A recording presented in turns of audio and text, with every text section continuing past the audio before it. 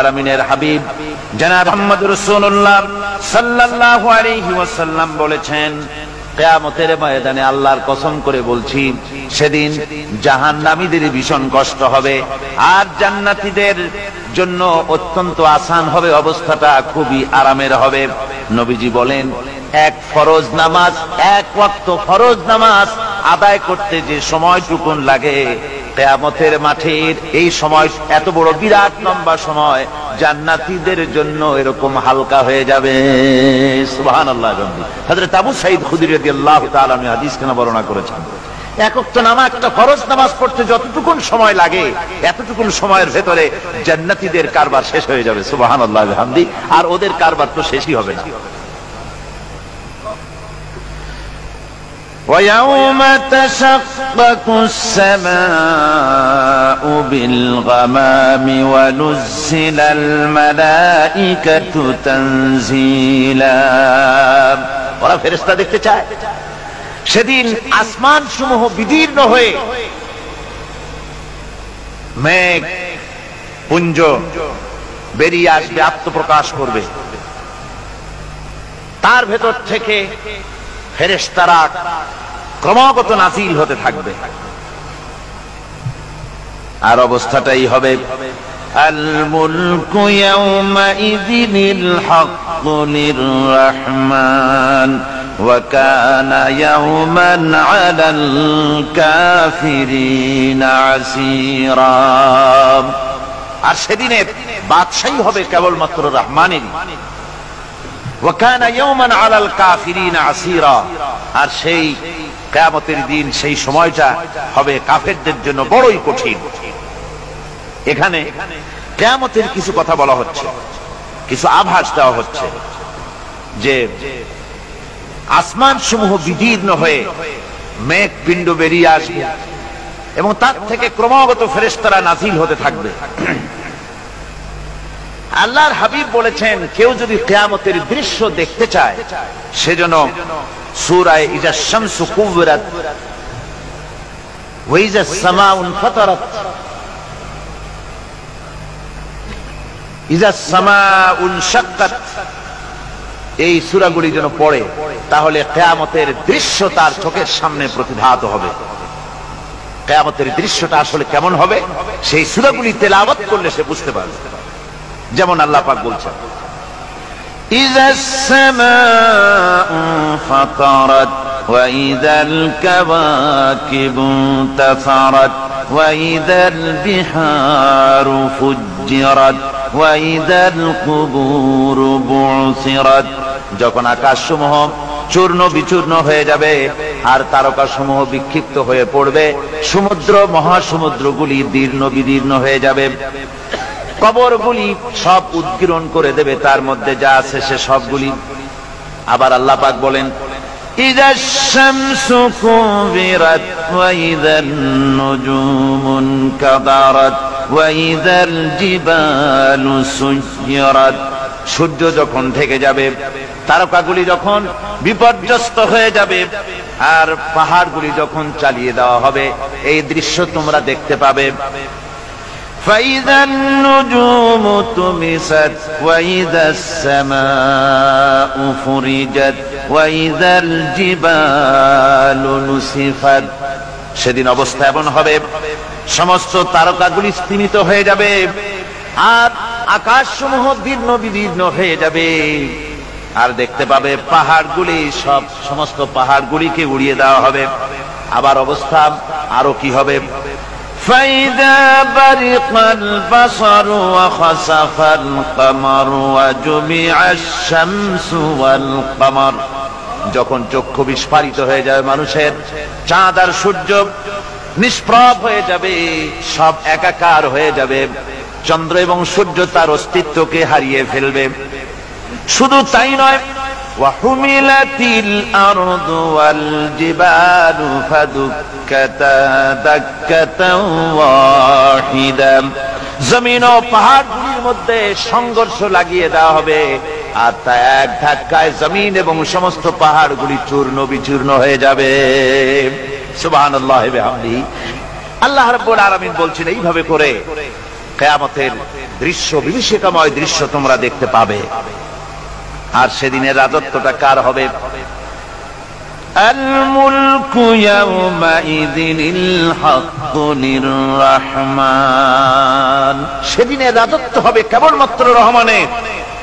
অর্থাৎ যেসব কৃত্রিম বাদশাহী দেখে তোমাদের চোখে ধাঁধা লেগে গিয়েছে, তোমাদেরকে দুনিয়ার বাদশাহী দেখে তোমরা ধোঁকায় পড়ে গিয়েছো, এসব বাদশাহী কিছুই টিকবে না সেদিন। সেদিন শুধু বাদশাহী থাকবে একমাত্র আল্লাহ পাকের। কার থাকবে বাদশাহী? জোরে বলেন কার? আল্লাহ রাব্বুল আলামিন যখন কিছুই থাকবে না ঘোষণা করবেন লিমানিল মুলকুল ইয়াউম লিল্লাহিল ওয়াহিদুল কাহ্হার। আজকে কার রাজত্ব?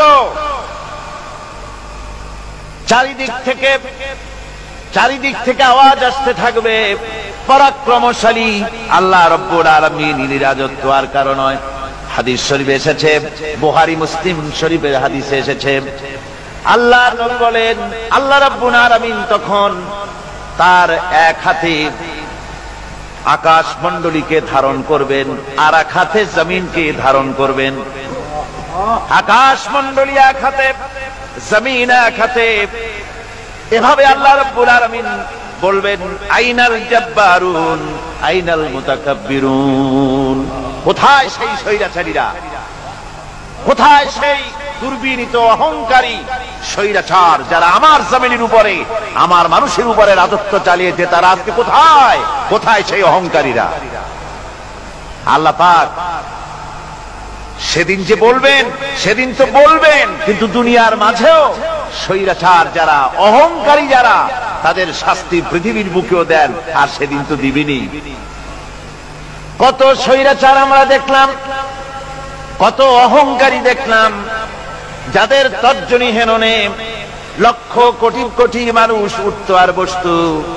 তাদের জিল্লাতির সঙ্গে আল্লাহ রাব্বুল আলামিন কতজনকে বিদায় করে দিলেন।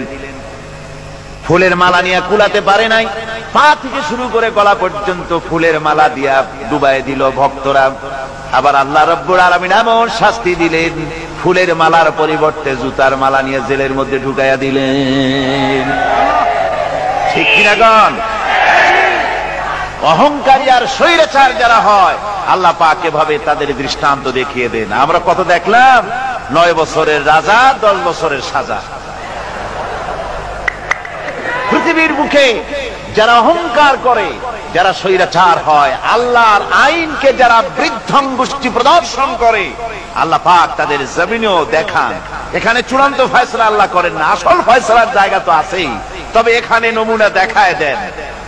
কিন্তু মুশকিল হচ্ছে, ইতিহাসের সবচাইতে বড় শিক্ষা হলো ইতিহাস থেকে মানুষেরা শিক্ষা গ্রহণ করে না। একজনে যে কাম করে বিপদে পড়ে, আর একজন এসে আবার সেই পথেই অগ্রসর হয়, নিশ্চিত মৃত্যুর পথে। আমার বন্ধুগণ, আল্লাহ পাক বলছেন সেই দিন আমার রাজত্ব হবে, আর কারো রাজত্ব হবে না। ওয়াকানা ইয়াওমান আলাল কাফিরিনা আসীরা। আর ওই দিনটা, ওই কিয়ামতের দিন হবে কাফেরদের জন্য সবচেয়ে কঠিন। সবচাইতে কঠিন হবে কাদের জন্য? কাফেরদের জন্য। কাফের কারা?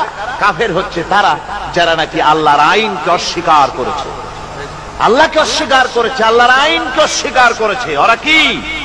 কাফের। কুফর শব্দের অর্থ হচ্ছে গোপন করা। এই জন্য অন্ধকার রাতকে আরবিতে কাফের বলা হয়েছে, অর্থাৎ যা সব জিনিসকে অন্ধকার দিয়ে ঢেকে দেয়। তো কুফর হচ্ছে সেই জিনিস যা মহাসত্যকে ঢেকে দেয়, সত্যকে, মহাসত্যকে ঢেকে দেয় যে জিনিস, সেটাকে কুফর বলা হয়।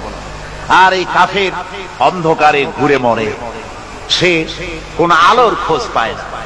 আল্লাহ রাব্বুল আলামিন বলেন, কাফেরদের কথা এখন শোনাচ্ছেন আল্লাহ পাক, ওয়াল্লাযীনা কাফারু আউলিয়াউহুমুত তাগুতু ইউখরিজুনাহুম মিনান নূরি ইলাজ যুলুমাত।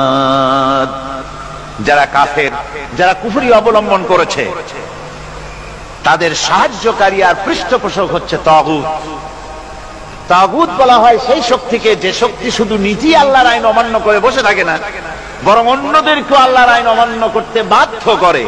ওদেরকে আরবিতে কি বলা হয়? তাগুত বলা হয়। আর এই তাগুতের শক্তি, এই তাগুত হয় তার সাহায্যকারী, যা তাকে আলো থেকে টেনে অন্ধকারের ভেতরে নিয়ে যায়। আর কাফের হচ্ছে আল্লাহ পাকের ভাষায় অর্থাৎ কোরআনের ভাষায় কাফের হচ্ছে সবচাইতে নিকৃষ্ট প্রাণী, সবচাইতে নিকৃষ্ট জীব। মহাসত্যকে যারা অস্বীকার করেছে, যারা আল্লাহকে মানে না, যারা আল্লাহর কোরআনকে মানে না, যারা ইসলামকে স্বীকার করে না, তারা সবচেয়ে নিকৃষ্ট প্রাণী। আল্লাহ রাব্বুল আলামিন বলেন, ইন্না শাররাদ দাওয়াবি ইনদাল্লাহিল্লাযীনা কাফারু ফাহুম লা ইউমিনুন। নিশ্চয়ই আল্লাহর জমিনে সব বিচরণশীল জীব যত আছে, আল্লাহ বলছেন আমার জমিনে বিচরণশীল জীব যত আছে তার মধ্যে সবচাইতে নিকৃষ্ট প্রাণী হলো যারা ঈমান আনে নাই, যারা বিশ্বাস করে না আমি আল্লাহকে, যারা পরকালকে বিশ্বাস করে নাই, যারা কোরআনকে বিশ্বাস করে নাই, যারা ইসলামকে বিশ্বাস করে নাই, পৃথিবীর মধ্যে তারা সবচাইতে নিকৃষ্টতম প্রাণী।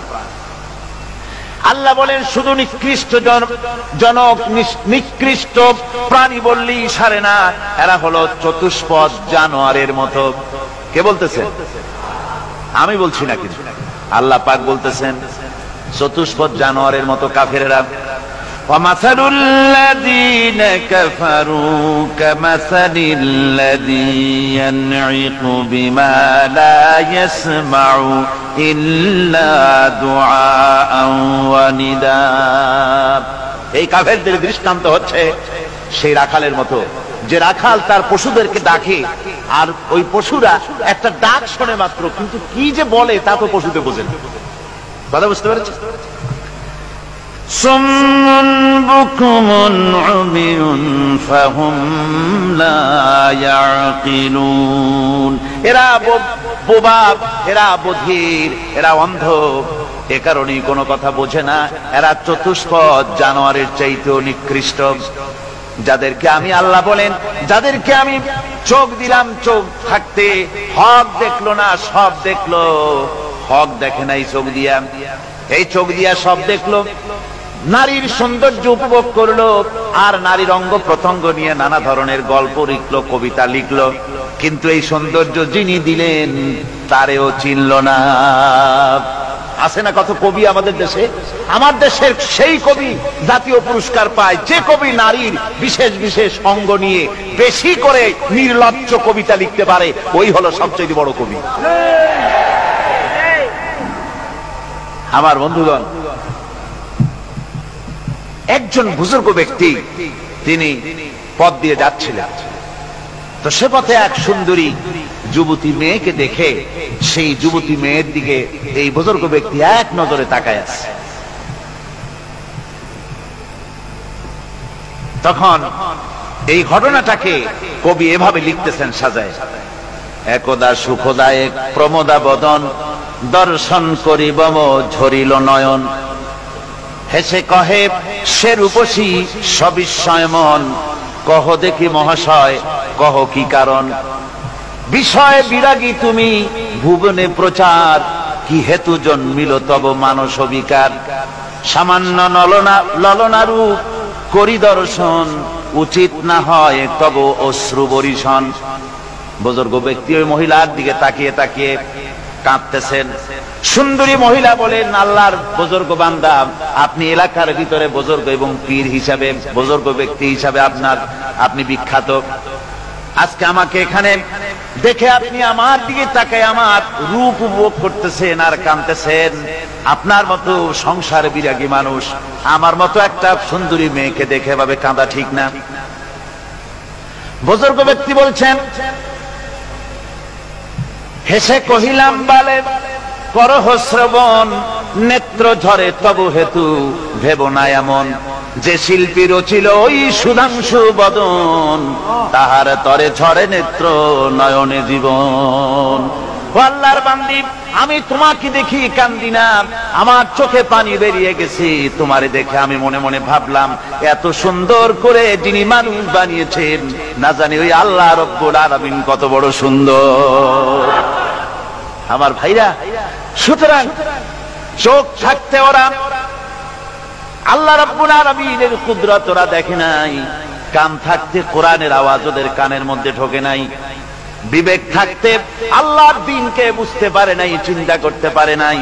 আল্লাহ রাব্বুল আলামিন বলেন, উলাইকা কাল্লানাম, এরা হলো চতুষ্পদ জানোয়ার, বালহুম আদাল, শুধু জানোয়ার না, জানোয়ারের চাইতেও নিকৃষ্ট। এমনই জানোয়ার, আল্লাহ বলেন শুধু জানোয়ার না, জানোয়ারের মতো শুধু খায় জনমের মতো। ওয়াল্লাযীনা কাফারু ইয়াতামাত্তাউনা ওয়া ইয়াকুলুনা কামা তাকুলুল আনআম। এই কাফেরগুলির কাম শুধু ফুর্তি করা, গান বাজনা, নাটক, গল্প, এই সব কাজ তাদের। নামাজ নাই, রোজা নাই, আল্লাহর চিন্তা নাই, তাহাজ্জুদ নাই, পরহেজগারি নাই, শুধু গান আর নাচ। দেখেন না ফুর্তি। এই যে 1 জানুয়ারি রাত 12টার সময় আমার ঘুম ভেঙে গেল, এই যেখানে আমি ছিলাম, বিকট আওয়াজ। আমি মনে করলাম পাশের বাড়ি বুঝি ডাকাত পড়ছে। পরে বাড়িওয়ালা আমাকে বললেন যে ডাকাত না, বোধহয় এই নিউ ইয়ার সেলিব্রেট হচ্ছে, নতুন বর্ষ উদযাপন হচ্ছে, বোমা দিয়ে শহরবাসীর আরামের ঘুম হারাম করে এগুলি করা হচ্ছে। এ তো গেল 1 জানুয়ারি। আর যখন আমাদের নিজেরটা যখন আসে, অর্থাৎ 1 বৈশাখ, তখন দেখছেন অবস্থা 1 বৈশাখের। এবছর আমাদের দেশে 1 বৈশাখে ঢাকায় যে দৃশ্য আমি টিভির মধ্যে দেখলাম, তাতে আমার মনে হয়নি যে 12 কোটি মুসলমানের দেশে রাজধানীতে এই দৃশ্য হচ্ছে। আমার মনে হচ্ছিল এটা বুঝি কলকাতা অথবা অন্য কোন শহর হবে। আমি দেখলাম সমস্ত যুবক যুবতী, নারী পুরুষ, বিভিন্ন বয়সের লোক সব একসঙ্গে রাস্তায় নেমেছে, নাচতেছে। তার মধ্যে বুদ্ধিজীবী আছে, শিক্ষিত লোক আছে, সমানে নাচতেছে। আর তাদের মুখোশ পরা, বানরের মুখোশ, কুকুরের মুখোশ, শূকরের মুখোশ, ঘোড়ার মুখোশ, পাপী শিয়ালের মুখোশ, এই মুখোশ পরে এভাবে নাচতেছে। আমি চিন্তা করলাম, নববর্ষের সাথে কুত্তার মুখোশের সম্পর্ক কি? নববর্ষের সাথে পাপী শৃগালের মুখোশের সম্পর্ক কি? তাহলে ওরা কি বলতে চায় যে আগামী বছরটা আমরা কুত্তার ভূমিকায় অ্যাক্টিং করব, অথবা শৃগালের মতো ধূর্তামি করব জাতির সাথে? তারপরে কি করলো? সকাল বেলায় যুবক যুবতী 1 বৈশাখ সূর্য উদয়ের আগে রমনা লেকের পাড়ি গিয়ে সব দাঁড়িয়েছে বাসন্তী রঙের শাড়ি পরে। তারপরে সেখানে দাঁড়িয়ে সূর্য উদয়ের পানে তাকিয়ে সকাল বেলায় ভাবে করজোর করে বলছে, এসো হে নববৈশাখ স্বাগতম হে। নববৈশাখ অলক্ষে বোধহয় এটা শুনে বলতেছে, বাবাজিরা আমারে ডাকতেছো, অপেক্ষা করো, আমি আসতেছি। আমারে ডাকতেছো, আমি আসতেছি, কোমরে গামছা বেঁধে আসতেছি, 225 মাইল স্পিডে আসতেছি, 30 ফুট উচ্চ জলোচ্ছ্বাস নিয়ে আসতেছি, নববৈশাখের মজা স্বাদ চাকাইতে। আমার ভাইরা, মুসলমান নববর্ষ উদযাপনের সাথে মুসলমানের কিসের সম্পর্ক? মুসলমান যদি এই দিন উদযাপনই করে, তাহলে তাকে করতে হবে ফজরের নামাজ পড়বে। মুসলমান নববর্ষ উদযাপন করবে, ফজরের নামাজ পড়বে, তারপরে কোরআন শরীফ তেলাওয়াত করবে, দরুদ শরীফ পড়বে, আল্লাহর দরবারে হাত তুলে বলবে, রব্বুনা রাব্বিন, 1 বছর পার করে দিলাম, নাফরমানি ছাড়া কিছুই তো করি নাই, বিগত বছরে যা করেছি মাফ করে দাও, আগামী বছরটা গোটা জাতি আর দেশের জন্য কল্যাণকর মঙ্গলময় করে দাও। এটাই তো বলা উচিত ছিল নাকি বলে? তা না করে, তা না বলে, বৈশাখের পরিচালককে না ডেকে সরাসরি বৈশাখকে আহ্বান করা হয়েছে। আর বৈশাখ আহ্বান করার মজা জনমের মতো দেখাই দিয়েছে। আল্লাহ রাব্বুল আলামিন তাই বলেন, কাফেররা তাদের কাজ হলো শুধু খাওয়া, তারা এমন খাওয়া খায় জনমের মতো খায়। ইয়াকুলুনা কামা তাকুলুল আনাম, জানোয়ারে যেমন খায় ওই রকম খায়, তার মানে খায়